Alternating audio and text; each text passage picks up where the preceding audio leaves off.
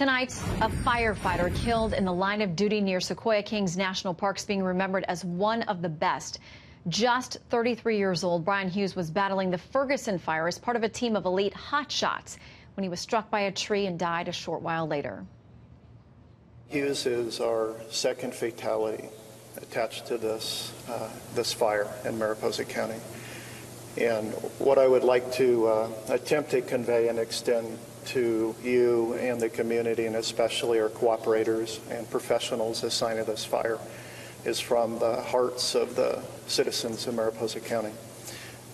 It's hard to articulate, but our community just wants to convey their thanks and respect and the feeling of weight on their hearts as they recognize that these professionals are here helping our families. Risking their own lives. Well, flags are flying at half-staff in California to honor Hughes. Amid the carnage and devastation, the list of heroes like Hughes is growing. And they now include a former Marine. Tucker Zimmerman joins us now. He's been focused on rescuing livestock that had to be left behind, but also humans, too, where he can do that from the Carr Fire in Redding, California. Tucker, thanks for joining us. Thank you for having us on here. Okay, so I understand that this is really grown. You've got a Facebook page, and when you get information from people about where animals have been left behind, you now have 30 to 60 people helping. You borrowed a trailer from your job where you work. What motivated you to go out there and start trying to go back to places where people left their livestock behind?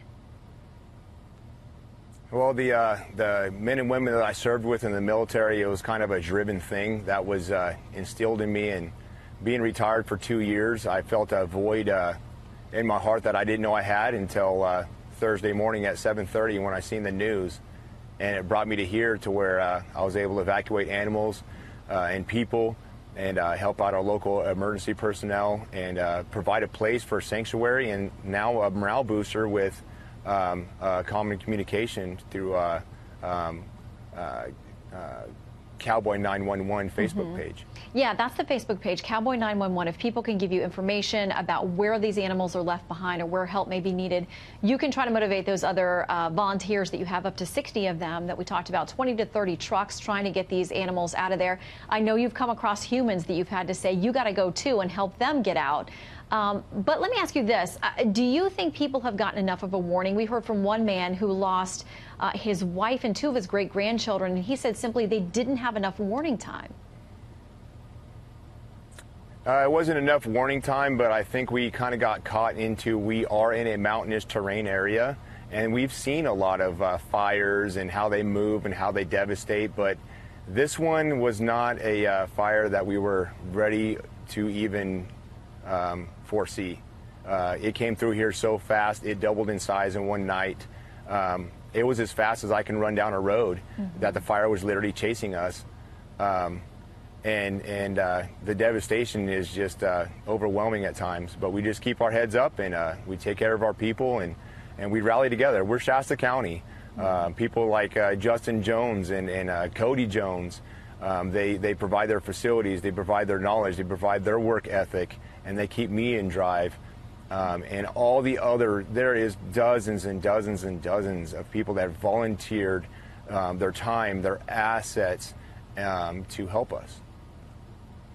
Yeah, and just to keep highlighting these fire crews that are going out there, they're voluntarily walking into these situations, trying to save property, trying to save lives, often at the cost of their own lives, as we see. And we saw a picture that went viral this weekend about exhausted firefighters who just curled up with their equipment in someone's yard after they'd saved the house and were there sleeping.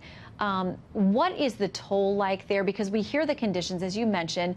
One of the reports we saw tonight was that there's so much dry material, the winds are whipping up, that there's just so much feeding this fire that it's nearly impossible to get these blazes under control. And it's got to be absolutely exhausting for everyone, you volunteers, all the way through these crews who are trying to help folks.